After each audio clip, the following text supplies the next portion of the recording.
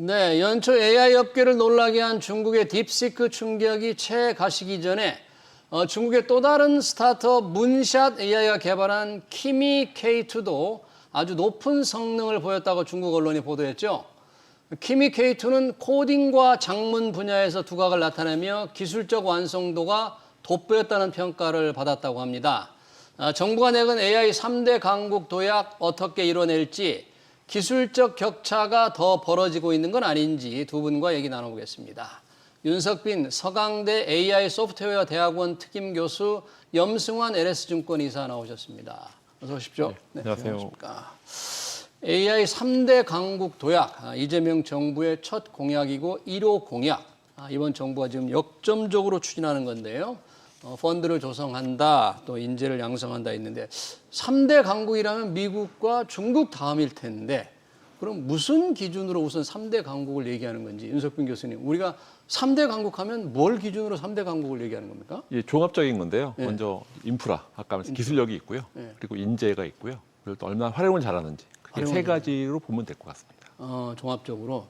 뭐 지금 몇 등 정도 대략 된다고 우리가 할 수 있는 3대 하면? 네, 좀 뭐 우리나라 여러 가지 있을 때 하여튼 지금은 뭐 3위권이라고 봤을 때 6위, 7위 정도. 그러니까 6, 7위 정도. 6, 7위 정도 보는 게 객관적으게 볼 수 있는데요. 예. 근데 워낙 1, 2위하고 너무 차이가 커요, 사실은. 그래서 1, 2위 너무 차이가 크다. 1, 2위가 너무 앞서 있고요. 3위, 3, 4, 5, 6, 7, 8, 9, 9위가 그렇게 큰 의미가 있지 않을 정도로 좀 이렇게 많이 벌어져 있다 보시면 되는데 일단 현재는 우리나라는 6위, 7위 정도로 보시는 게 일단 뭐 많은 데이터상에서 얘기할 수 있습니다. 그러네요. 1, 2위 앞서가는 미국, 중국과 나머지 쫓아가는 나라들과의 격차가 너무 큰데 3위까지 달려가더라도 1, 2위가 저만큼 앞에 가 있으면 또 큰 의미도 없을 수 있겠네요. 예, 그건 말씀하신 거 포인트가 있긴 한데 제가 또 우연히도 좀 일주 전에 중국 갔다 왔는데 사실은 중국이 워낙 에너지가 워낙 많이 모여 있어요. 그러니까 미국하고 중국이 워낙 거대한 AI로 하고 있는데 우리나라는 굉장히 말씀하신 것처럼 3위권에서 많이 뒤쳐져 있긴 하지만 그래도 불구하고 저희가 그걸 또 안 할 수는 없지 않습니까? 네. 나중에 또 말씀드리겠지만 저희가 3위권을 타겟으로 가는 건 또 의미가 있다. 라고 또 말씀드릴 수 있을 것 같습니다. 안 할 수 없기 때문에 정부가 막대한 자금을 동원한다, 3대 강국으로 간다 그러는데 우리도 그래서 독자적인 AI 모델, 소버린 AI, 주권 AI 모델을 개발하겠다는 게 정부 생각이어서 그 관련돼서 독자 AI 파운데이션 모델 프로젝트 공모가 이제 오늘 마감된다고 합니다. 이제 기업들이 우리가 주인공이 되겠다 이렇게 신청하는 건데 이거는 지금 이게 소버린 AI 개발 지금 정부의 전략인가요, 이게? 네, 그렇게 보시면 될 것 같으니까 우리 한국의 독자적인 좀 AI 모델을 만들겠다. 근데 이거를 이제 민간 기업들을 이제 선발을 한다라고 보시면 좋을 것 같아요. 근데 이제 국가대표 뭐 선발하는 것처럼 그래서 이게 경쟁의 압축 진행 방식이라고 하는데 5개 팀 만든 다음에 5개 정도? 점점 이제 뭐 4개, 3개 이렇게 압축을 하는 거죠. 네, 이런 식으로 해서 이제 계속 이제 그 성능 평가를 하겠죠. 그래서 목표는 최신 이제 6개월 이내에 나왔던 그 이제 AI 글로벌 AI 그 이제 플랫폼 그 성능 대비해서 95% 이상을 지금 목표로 하고 있다고 합니다. 굉장히 이제 고성능을 좀 목표로 하는데 이 그걸 이제 개발하는 걸 목표로 해서 이 정예팀이 선별이 되면 구체적인 이제 개발 전략하고 이런 것들을 이제 계속 좀 제시를 해야 되고요. 그래서 이제 국가에서 지원하는 거는 이제 팀당 GPU 500장 정도 이렇게 GPU 그리고 이제 추가적으로 1000장 이상 이제 어느 정도 성능 평가가 되면 이걸 지원을 하게 되고 팀당 데이터 구매 비용으로는 한 100억 정도 지원이 되고요. 또 데이터 가공이나 구축 위해서 한 30억에서 50억 정도 추가로 준다고 하는데 결국 이제 한 5개 팀을 이제 압축할 텐데 이제 컨소시엄을 맺어가지고 주로 이제 보니까 뭐 KT나 LG 플러스, 뭐 SK텔레콤 같은 이런 기업들 다 참여했고요. 또 뭐 네이버, 카카오 이런 것도 이제 참여를 해서 이들 좀 중심으로 해가지고 밑에 이제 중소기업까지 같이 아우려져서 일단 이제 경쟁이 좀 굉장히 치열하다는 얘기도 있는데 뭐 일단 21일 날 지금 마감이 된다고 하니까요. 어떤 팀들이 선정될지 한번 지켜봐야 될 것 같습니다. 지금 네이버 출신 대통령실 AI 수석이 있으니까 뭐 네이버가 좀 유리할래나요? 어떻게 좀 자기 팔이 안으로 굽는 그런 일이 생길 수 있어요. 장관님도 LG 엑사원이긴 하지만 장관 백예원 장관. 네, 그래서 아무래도 이제 그런 객관적으로 하시겠지만 대표적인 플레이어니까 당연히 올라갈 수는 있을 것 같고 아마 경쟁이 또 아까 말씀하신 좀 공정하게 골라야 될 텐데 자칫하면 말인데 나올 수도 있겠어요. 공정하게 하셔야 돼요. 지금 우리 독자 AI 파운데이션 모델 경쟁 선정되기 위한 지금 아까 말씀하신 염성환 이사께서 말씀하신 이제 기업들이 경쟁도 있지만 그 기업들한테 지원도 하고 또 AI 우리가 부분에 이제 100조 투자한다는 공약이 있었는데 그래서 산업은행도 뭐 100조 원 규모의 첨단 전략 산업기금을 조성한다고 합니다. 이게 그 100조 원과 똑같은 얘기인지 산업은행에서 하는 걸 뭐 그쪽 AI 100조 원에 투자하는 건지 이건 산업은행이 지원한다는 건 같은 겁니까 결국? 그러니까 마중물로 보시면 될 것 같아요. 그 성격은 말씀하신 산업 성격은 매칭이 되는데 마중물이라 보시면 될 것 같고요. 그 100조 중에서 마중물이라 보시면 될 것 같고 AI나 퀀텀이나 바이오라든지 다양한 산업계에 활용하는 것들이 연결돼 있다고 보시면 될 것 같습니다. 아 그래요? 그러려면 산업은행에서 지원을 하려면 뭔가 좀 자본금을 더 늘려야만 산업은행이 채권을 발행해서 돈을 모을 텐데 그럼 법적인 좀 장치가 필요하겠네요. 염이사님 이게 아무래도 산업은행이 좀 지원을 하려면 법안을 좀 개정하거나 해서 좀 지원이 되려면. 네, 아무래도 뭐 또 예산 같은 게 또 있어야 되니까. 네, 그래서 당연히 그런 부분들도 좀 필요할 것 같고요. 근데 이제 이게 결국 돈 싸움이거든요. 지금 이제 전 세계적으로 지금 이번에 이제 트럼프 대통령이 이미 지금 텍사스 쪽에 삽을 뜬 게 그 5천억 달러 규모의 스타게이트 프로젝트가 시작이 됐거든요. 스타게이트. 네, 그게 이제 뭐 소프트뱅크나 이런 기업들이 참여를 했는데 민간 기업과 이제 부지 같은 건 이제 정부가 제공할 텐데 그 삽을 떴는데 그게 이제 규모가 5천억 달러니까 우리나라 돈으로는 한 700조 가까이 되는 뭐 그런 이제 막대한 돈이죠. 그래서 우리나라도 지금 여기 투입하는 돈이 뭐 물론 이걸 뭐 우리가 적다고 할 수는 없지만 결국 이제 이 AI라는 게 대규모 데이터 센터라든가 이런 거 짓는데 엄청난 돈들이 필요하고 또 울산에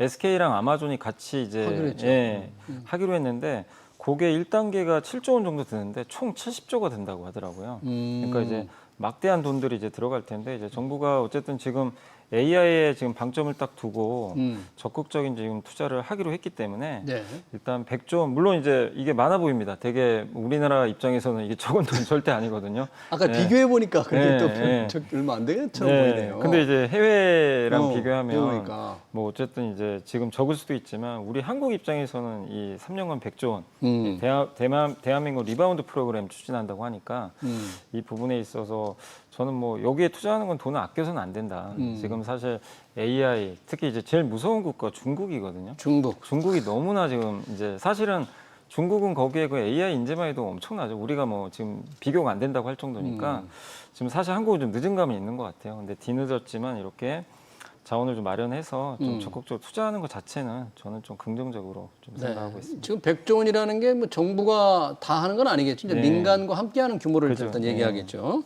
중국 말씀을 해주셨는데 주말에 나온 뉴스가 그겁니다. 중국의 또 다른 스타트업이 키미 K2라는 또 다른 인공지능 모델을 발표를 했는데 이게 또 딥시크 충격에 못지않다라는데 성능이 어느 정도로 지금 나오는데 이렇게 놀라는 겁니까 이거는? 아직은 그 객관적인 데이터는 아직은 초기라서 이렇게 나올 수는 없는데 그러니까 체감적으로 봤을 때는 딥시크 같다고 느껴지고 있고요. 그리고 여러 가지 그러니까 롱 컨텍스트라서 긴 컨텍스트라든지 추론 능력 같은 게 굉장히 좋아서 추론 능력. 그래서 사실은 아까 말씀드렸지만 저도 중국 갔다 와서 느낀 거는 가보니까 어때요? 그 AI 개발 현장을 직접 보신 거예요? 예, 직접 뭐 북경, 뭐 심천 사이에 갔다 왔는데 그 사실은 거의 이게 그걸 직접 갔다 오신 분 많이 느끼실 텐데 아마 좀 체감이 좀 다릅니다. 그래서 그 갔다 부분에서. 보면 그래서 이런 소름이 것들이 돋습니까?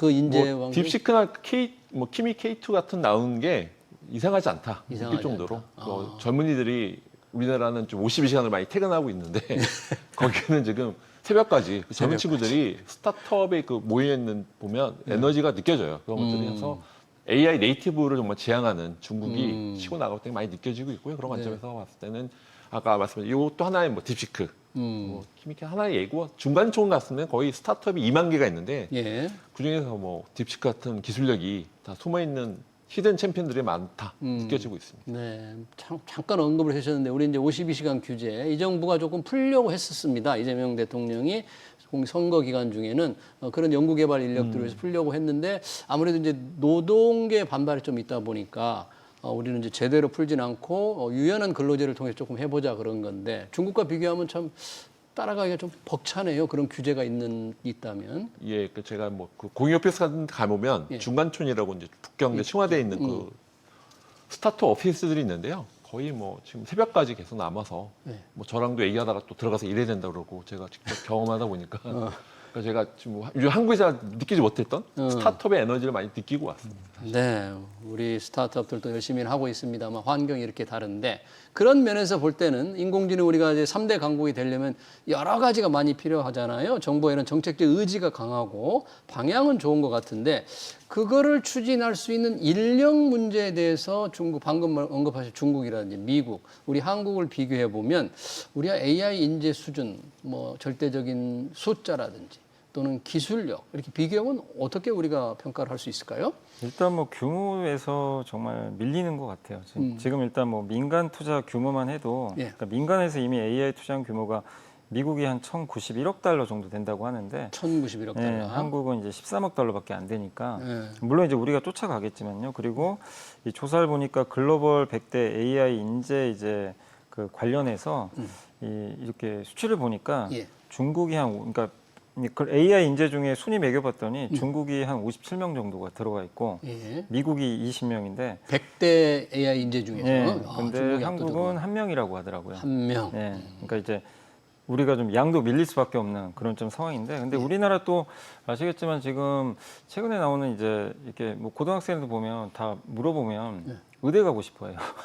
옛날에는 공대 가고 싶어 했는데 예전에는 정말 한 20년 전만 해도 공대도 다들 가고 싶어 했는데 어느새 이게 완전히 바뀌었죠. 지금은 이제 공부 정말 잘하는 친구들은 의대가 1순위고 근데 그만큼 우리나라 공학에 대한 좀 인식이 예전 같이는 좀 안 와진 것 같아요. 근데 이제 중국은 또 아까 갔다 오셨다고 하셨지만 저도 이제 다큐멘터리 통해서 많이들 봤는데 중국은 공대가 훨씬 더 이제 공대생들이 이제 많이 취업을 했을 때 훨씬 의사보다 연봉도 훨씬 높고 공대 가는 걸 너무나 자랑스러워하더라고요. 근데 그런 인재들이 다 사실 지금 뭐 중국이 무서운 게 전기차, 로봇. 사실 지금 앞서가잖아요. 그렇죠. 사실 뭐 우리보다 지금 앞서가는 상황이고. 훨씬 앞서가는 거죠. AI도 지금 이제 아까 그 딥시크도 량원평이라는 창업자가 되게 젊잖아요. 또 이번에 이 문샷 AI 여기도 우리 양지린 이 사람도 지금 32세밖에 안 되거든요. 30대 이런 초반. 젊은 창업자인데 근데 이제 여기다가 또 인재도 되게 중요한데 정부가 적극적으로 돈을 주더라고요. 중국에서는. 그냥 줍니다. 그냥 돈을. 그냥 무한대로 뭐 연구 개발하는 것도 그런 것들도 이제 정부가 손해를 보더라도 그냥 투자라고 생각하고 하는데 사실 우리 한국은 좀 쉽지 않은 환경이거든요. 그러니까 돈의 지원도 그렇지만 이렇게 이제 우리나라가 지금 이제 갖고 있는 이런 이제 인재 풀들이 이 AI보다는 다른 쪽으로 이제 우수 인력들이 좀 가려는 그런 부분들이 있다 보니까 근데 그런 걸 좀 바꿔줘야 될 것 같아요. 그게 좀 필요한 것 같고 그리고 사실 이제 또 무서운 것 중에 하나가 이제 마크 저커버그가 AI 전쟁 선포해가지고 지금 인재들을 다 빨아들이고 있거든요. 지금 뭐 오픈에 뭐 애플의 AI 지금 뭐 팀 만들었던 그 팀장을 지금 이번에 영입하지 않나 주요 이제 스타트업의 그 사람들을 막 그냥 인건 3명 이번에 그 데려오는데 한 1,000억 이상 쓴 것 같더라고요. 그러니까 그냥 금액 상관없이 인재를 그냥 다 흡수하고 있어요. 근데 그렇게 되면 미국은 인재를 M&A 어떻게 보면 이제 M&A 하는 거죠. 그렇게 해서 가져가고 중국은 자체적으로 키우는데 정부의 뒷받침으로 또 키우고. 근데 이제 우리 한국은 사실 지금 어쨌든 지금 또 시작은 하는데 지금 말씀하신 대로 제일 중요한 게 인재를 어떻게 할 건가, 육성을 할 건가, 아니면 데려올 건가. 이거에 대한 좀 어쨌든 좀 뭔가 우선순위를 갖고 좀 전략을 좀 추진해야 되는 거 아닌가 이런 생각은 하고 있습니다.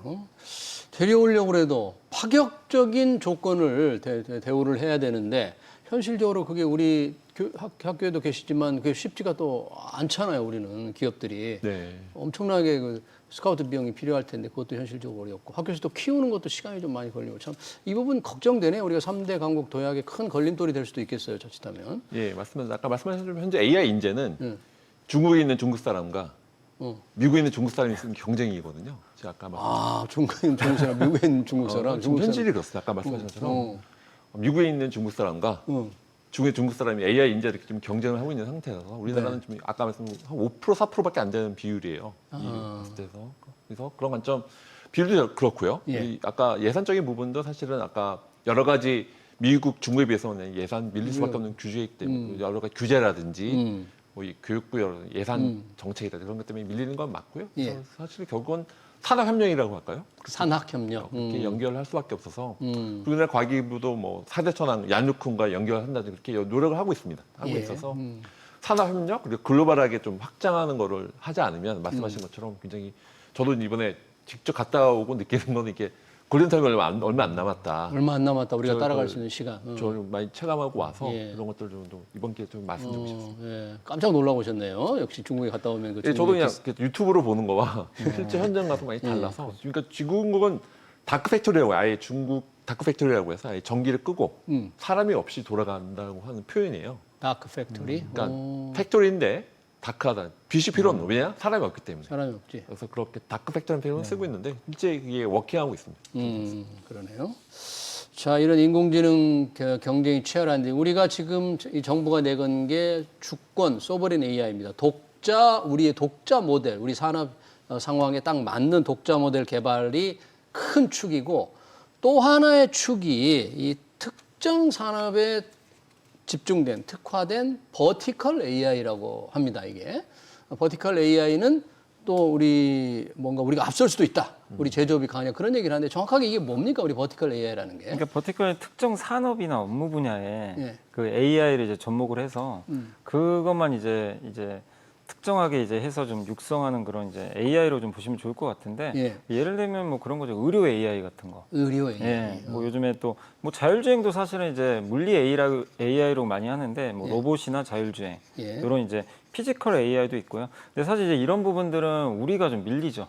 예, 아무래도 중국이나 미국에 많이 밀릴 수밖에 없는데 그래서 요즘에 나오는 게 한국이 지금 요즘에 제일 잘하는 게 뭐냐? 예. 뷰티거든요. 뷰티. K-뷰티. 네. 예. 여기 또 K-미디어, 뭐 K-팝도 있잖아요. K-pop. 이런 것들을 어떻게 좀 AI랑 좀 잘 접목을 해서 하면 특히 이제 저는 특히 K-뷰티 쪽에 좀 강점이 있을 거로 좀 보는 것 중에 하나가 예. 이제 그 세계적인 뭐 로레알 같은 이제 기업들도 이제 화장품 같은 거라든가 이런 거를 우리가 사실 미리 발라볼 수는 없잖아요. 그렇죠. 근데 이제 그런 걸 AI를 접목해서 어떻게 보면 이제 여기다가 스캔을 뜨는 거죠. 이 스마트폰으로 얼굴을 스캔을 떠요. 네. 떠서 당신한테는 이러이러한 화장품이 필요할 것 같습니다. 피부를 보니까 민감도나 이런 게 다 나오거든요. 네. 사실 이게 이제 바로 의료 AI도 있지만 그 안에서도 이제 뷰티테크라 그러죠. 네. 이걸 다 AI 기술로 이제 활용을 하는 건데 음. 여기에 이제 뭐 생성형 AI 같은 걸 넣어가지고 이제 직접 대화도 가능하겠죠. 네. 그렇게 해서 근데 우리나라는 이런 시스템들을 충분히 갖출 수 있는 국가잖아요. 특히 네. 이제 피부 미용 의료기기라는 거 화장품의 절대 강국 중에 하나이니까 이런 걸 좀 육성을 시키는 거죠. AI랑 접목을 해서 그러니까 하나의 예시인데 예. 물론 이제 이거를 얼마나 또 잘해낼지 모르겠지만 이런 이제 한국만의 강점, 뭐 K-팝이라든가 네. 또 요새 우리나라도 지금 뭐 드라마라든가 다양한 콘텐츠들 워낙 또 잘하고 있으니까 그렇죠. 이런 것들을 얼마나 또 잘 접목시킬지. 예. 그래서 한국만이 좀 잘할 수 있는 게 뭔가 그런 걸 좀 찾아서 특히 요즘에 또 나오는 게 조선도 오늘 조선. 뉴스 보니까 예. AI를 접목을 해가지고 이제 굉장히 이제 스마트하게 뭐 공장을 좀 운영을 하겠다 이런 얘기도 좀 나오더라고요. 그래서 한국이 정말 잘하는 분야에선 저는 이제 버티컬 이 AI는 확실히 뭐 모든 면에 잘할 수는 없잖아요. 네. 이거를 좀 우리가 제일 앞서는 분야에선 좀 더 좀 공격적으로 투자를 해서 1등을 좀 가는 게 좋지 않나 이렇게 생각을 하고 있습니다.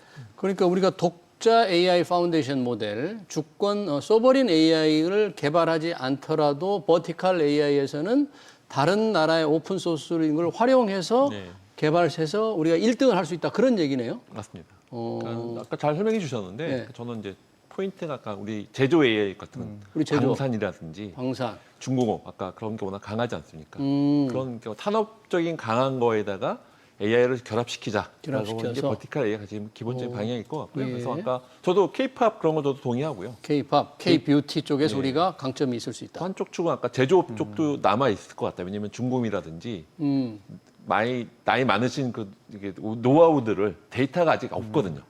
그걸 데이터를 잘 할 수 있으면 네. 로봇가 앞에 승용공에 있는 그 지식을 배워서 할 수 있는 거죠. 예를 들면 예. 그런 것처럼 방산이라든지 피지컬 AI 말씀하신 것처럼 제조 쪽도 좀 남아 있을 것 같다. 어느 정도 이제 예. 그렇게 생각하고 있습니다. 네, 지금 버티컬 AI, 특정 산업에 특화된 AI를 저희가 얘기하고 있는데 이 부분에서 조금 두각을 나타내는 게 K-뷰티 쪽에도 상당히 전망이 밝고 또 혹시 어떤 기업들이 지금 이미 이런 데서 조금 앞서 나가고 있는 우리 뭐 기술력 있는 기업들이 좀 있습니까? 그러니까 있겠죠? 지금 뭐 아마 대형사들이 이런 것들을 대부분 좀 준비하는 걸로 좀 알려졌는데 뭐 화장품 회사라든가 이런 쪽은 사실 이제 결국엔 그 소비자랑 이렇게 그 소비자 입장에서 봤을 때 아까도 잠깐 설명드렸지만 예. 이런 이제 그 기기를 이용해서 내가 화장품을 일단 써보지 않고도 먼저 또 테스트를 할 수가 있는 거잖아요. 예. 그러니까 저는 이제 화장품 회사들 또 피부 미용 의료기기 회사들도 일단은 내가 써봐야 되잖아요. 그렇죠. 거기 이제 병원 가가지고 피부과에서 뭐 보톡스도 마찬가지고. 근데 그런 쪽에서 아직은 뭐 이렇게 좀 연구개발 단계이겠지만 이런 것들을 아마 지금 계속해서 개발을 좀 준비하는 걸로 알려져 있는데 예. 그게 이제 현실화되는 데는 좀 시간은 걸리는 것 같아요. 그렇지만 이제 방향성은 그쪽으로 좀 가지 않겠나 이렇게 생각은 하고 있습니다. 네, K-뷰티, K5지만 우리가 특정 산업 분야에서 또 강한 게 의료 데이터가 꽤 많기 때문에 그 부분에서 조금 앞설 수도 있는데 또 규제도 또 많잖아요. 데이터는 많은데 우리나라 규제가 좀 심하지 않습니까? 데이터 활용 규제 어느 정도 어떻게 봐야 돼요? 이게 그 부분은? 그 부분에서 아까 헬스케어 아까 뷰티 헬스케어. 비슷하게 헬스케어 쪽은 뭐 뷰노라든지 예. 우리 그런 회사들이 이미 상장도 돼 있고 뷰노, 뷰노, 류닛이라는 회사가 류닛, 있습니다. 네. 그건 이미 상장도 돼 상장돼 있고, 있고. 매출이 많이 올라가 있고요. 그래서 예. 제가 알기로는 중국 좀 진출하려고 좀 노력을 하고 있는 걸 알고 있습니다. 그래서 아마 그런 아까 말씀하신 헬스케어 데이터가 있는 헬스케어 데이터. 그러니까 마이 데이터처럼 마이 AI처럼 데이터하고 AI 융합됐을 때 포인트 부분들은 아까 뷰티처럼 헬스케어 쪽도 분명히 포인트가 있는데 말씀하신 규제 쪽 부분이 있어서 예. 샌드박스라든지 그런 걸 많이 고생하고 있는데 예. 우리나라가 어쨌든 건강보험공단이라든지 네. 저희 데이터는 잘 모여져 있는데 그걸 잘 활용을 잘하면 예. 양질의 헬스케어는 될 수 있는 또 요진이 있다. 또 이게 또 제조업과 또 다르게 봤을 때 헬스케어도 한쪽 축이 될 수 있다고 생각합니다. 네, 그러네요. 우리도 특정 산업에 특화된 버티컬 AI에서는 세계적인 기업을 만들어낼 수가 있다. 소버린 AI 개발 전에라도 우리가 더 치중한다면 그런 그래서 얘기를 약간 K 컨텐츠는 뭐 뉴진스라든지 BTS 부분에서 이렇게 팬덤이 있는 부분이 있고 예. 그런 게 데이터가 있고 AI 또 크로스보더한 관점, 좀 글로벌하게는 좀 그렇게 잘 만들면 의미가 있을 거라고 생각하는데 잘 말씀해 주셔서 동감되었어요. 그러네요. 또 이 AI 산업 발전은 이제 데이터 센터, 막대한 데이터 센터가 필요하잖아요. 대규모 데이터 센터가 필요한데 여기에 필수적인 게 또 전력입니다. 값싼 전력. 과연 어떻게 확보할 수 있는가 전력을. 우리가 수도권에 데이터 센터를 지을 경우에 수도권의 전기를 제대로 싸게 쓸 수 있을까? 이 부분도 큰 관건이 될 것 같은데 어떻습니까? 우리 좀 새로운 무슨 방법이 있습니까? 이거 전기를 좀 싸게 쓸 수 있는 거? 근데 사실 이게 정말 우리가 이 AI를 하려면 데이터 센터가 중심이잖아요. 네. 이게 없으면 아무것도 못 하는 건데 데이터를 이제 활용을 해서 결국엔 AI가 성능을 발휘하는 거죠. 뭐 추론도 하고. 근데 여기가 좀 중요한 게 24시간 끝없이 그 전력이 끊기면 안 되거든요. 공급을 해야 되는데 근데 이제 이게 문제가 이 전력망을 또 이게 깔아야 되고 그러니까 지금 우리나라 같은 경우는 이번에 서해안 에너지 고속도로 에너지 또 고속도로. 무슨 뭐 U자형 에너지 고속도로 이렇게 만든다고 하는데 이게 우리나라가 좀 데이터 센터가 대부분 수도권에 많아요. 많은데 이 전력 생산하는 쪽은 다 대부분 남쪽에 가 있단 말이에요. 그래서 이제 그거를 연결하겠다는 거죠. 이 데이터만 이제 그 해저 케이블 같은 걸 깔아가지고 뭐 해상 풍력이나 태양광 이런 데서 만들어진 전력을 어쨌든 이제 이 고압으로 좀 압축을 해가지고 좀 보내겠다는 이제 그런 이제 그 대통령이 좀 이제 정책 발표가 있었거든요. 그게 핵심이 이제 서해안 에너지 고속도로인데. 근데 그걸 하려면 이제 제일 중요한 게 역시 돈인 것 같아요. 돈이 굉장히 많이 들어가거든요. 이거 그리고 사실 이건 우리만의 문제는 아니에요. 지금 미국도 전력망이 엄청 노후화돼 있습니다. 데이터 센터는 정말 미친 듯이 지어야 되는데 이게 옛날에 70년대 막 이런 데 지어진 막 전력망이에요. 근데 그거 교체수요. 근데 우리나라도 지금 교체 이 전력망이 좀 노후화된 게 좀 꽤 있거든요. 그래서 이 교체해야 되는 부분도 분명히 있고 신규랑 교체가 또 겹칠 수밖에 없고. 근데 그 재원을 누가 대냐면 한전이 돼야 되거든요. 한전이. 그러니까 이제 이게 또 어려운 게 한국전력이 또 전기요금 인상하면 국민들이 좋아할 수가 없는 또 부분이에요. 근데 안 올릴 수는 없어요. 한전이 투자를 해야 됩니다. 투자를 해야 되기 그러면 때문에. 내년에 또 전기요금 인상 얘기가 또 나올 텐데 이걸 이제 어떻게 국민들을 설득시킬 건지 이런 부분도 분명히 있고요. 그래서 사실 우리가 데이터 이 AI라는 거를 밀고 나가는 건 너무 좋은데 해결해야 할 과제가 되게 많은데 여기에서 저는 정말 중요한 게 전력을 어떻게 해결할 거냐. 결국 할 수는 있지만 돈을 재원 조달이 좀 굉장히 좀 힘든 부분이 있고 그래서 결국 이제 민간 기업들이 뛰어들어야 되고요. 이번에 어쨌든 그 SK가 아마존과 같이 이제 데이터 센터 만드는데 거기 7조 원 중에 5조로 아마존이 돼요. 5조 근데 원을. 그런 식의 이제 협력도 되게 좋은 거죠. 예. 그럼 정부 입장에서는 돈을 그만큼 또 절약할 수도 있기 때문에 그리고 이제 관련된 그런 기반 시설들을 전력 인프라 같은 거는 또 SK가 되는 걸로 알고 있는데 그러니까 결국엔 국가 혼자서 하기는 굉장히 어렵고, 예. 다만 이제 이 AI 관련돼서 데이터 센터에 대한 전력 공급을 할 때 우리가 좀 저는 말씀드리고 싶은 게 신재생은 되고 뭐 예를 들면 뭐 LNG는 안 되고 원전은 되고 뭐는 안 이게 아니라 사실 다 필요합니다. 네. 예, 신재생 에너지는 24시간 제공이 불가능하고요. 그렇죠. 근데 원전은 24시간 제공이 또 돼요. 물론 좀 이제 사고 날까 봐 좀 위험성이 있어서 그런 거지. 그러니까 이런 모든 것들을 다 저는 다 활용해야지 뭐는 되고 뭐는 안 된다. 이건 사실 아무 의미가 없다. 이렇게 좀 보고 있습니다. 만약 그런 차원에서라면 AI 데이터 센터 필요한 전력 확보를 위해서 또 새로운 기기로 또 새로 현대화를 또 해야 되니까 어떤 기업들이 이런 상황에서 AI 전력 확보 상황에 좀 관심을 가질 수 있어요? 주목을 좀 받을 수 있습니까? 이런 상황에서? 이미 많이 SMR. SMR이라고 하죠. SMR 하는 업체들이 소형 모듈. 예, SMR 하는 쪽하고 뭐 두산 에너지빌리티처럼 에너지 전문 기업들이 아마 좀 많이 각광을 받을 것 같습니다. 아마 SMR라는 부분은 뭐 우리나라뿐만 아니라 글로벌리 아마 좀 많이 좀 요청들이 많을 것 같습니다. 예. SMR 우리나라 또 기술력이 있어서 SMR 쪽은 좀 관심 있게 보시면 좋지 않을까. SMR. 전력 기기 같은 회사들도 이미 상당히 관심이 많잖아요. 전력 확대에 대해서. 이게 에너지 AI 3대 강국을 위해서 정말 할 일이 많네요. 인재 육성도 그렇고 또 값싼 전력도 그렇고.